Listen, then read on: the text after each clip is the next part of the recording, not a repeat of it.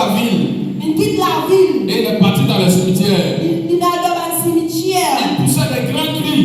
Il peut crier dans le cimetière. Pendant la nuit. Dans la soirée. Dans la journée. Dans la journée. Il était tourmenté. Il est tourmenté. Il criait seulement. Il peut crier. On l'a attaché. Avec les chaînes. Avec la scène. On l'a attaché. Avec les fers. Avec le fer. Mais il coupait les fers. Mais il coupe ça va le fer. Il coupait les chaînes. Il coupe ça va la scène. Donc il était devenu un homme violent. Alors c'est qu'il est un homme violent. On ne peut plus rien faire pour lui. Personne ne peut faire rien pour lui. La société ne peut plus rien faire pour lui. La société ne peut pas faire rien pour lui. Sa famille l'avait abandonné. Sa famille t'a abandonné.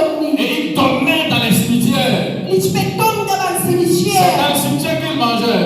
C'est dans le cimetière qu'il peut manger. Il avait perdu toute sa dignité. Il perd toute son dignité. Il n'y avait plus de respect pour lui. Il n'a pas le même respect pour lui-même. On avait surnommé le fou de l'église. Parce qu'il n'était plus humain. Parce qu'il n'est pas humain. Alléluia. Alléluia. Mais ceux qui étaient avec lui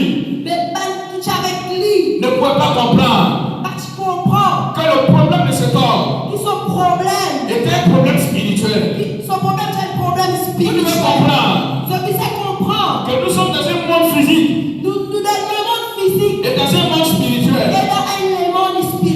Et c'est le monde spirituel qui domine le monde physique.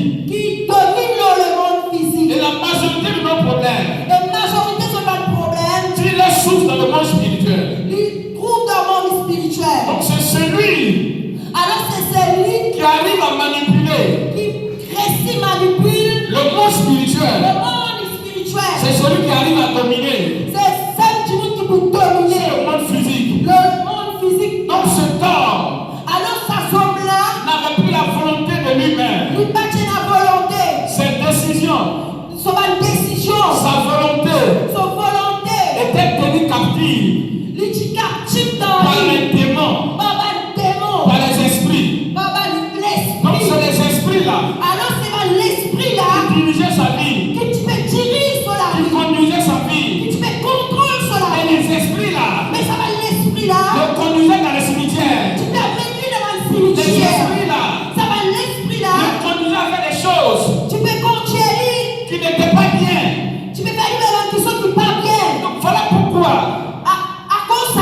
vous pouvez voir un homme, vous pouvez voir un jeune homme. Mais voilà, celui-là c'est un soulard. C'est pas de sa faute. Plus de souvent il s'assoit. Il dit je ne veux plus boire. Je ne veux plus fumer. Je ne veux plus fumer la drogue. Il fait 2 jours, 3 jours. Il retourne encore dedans. Pourquoi? Parce que sa volonté est tenue captive par un esprit. Donc c'est l'esprit-là qui dicte ce qui doit arriver à sa vie. Est-ce que vous comprenez ce que je suis en train de dire? Non, c'était le sort de cet homme. Les démons le réduisent en néant. Donc parfois, c'est pas parce que tu n'as pas la volonté. C'est pas parce que tu ne veux pas réussir. C'est pas parce que tu ne veux pas avancer. C'est pas parce que tes enfants ne veulent pas t'obéir. Mais parce qu'il y a un esprit qui s'oppose. Parce qu'il y a un esprit qui tient captive une partie de ta vie. C'est pour cela, malgré tes efforts, malgré ce que tu fais, malgré tes énergies, malgré ta concentration, mais les choses sont toujours les mêmes choses. Parce qu'il y a une force spirituelle qui s'oppose à ta vie. Mais ce soir, je prophétise à ma qualité de prophète que tout démon qui s'opposait à ta vie, tout démon qui s'opposait à ta famille, le premier qui me tient la main vivante, commencer à fuir. Ta manière de dire amen là maintenant.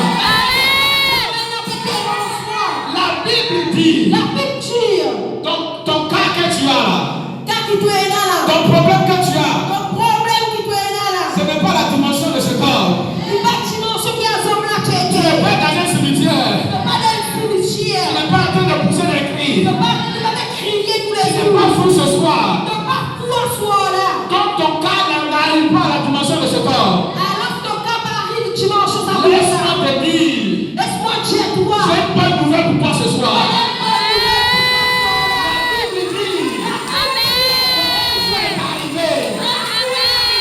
Jésus est arrivé. Ce soir, Dieu va arriver dans ta vie. Jésus va atterrir dans ta vie. La Bible dit, quand Jésus est descendu de la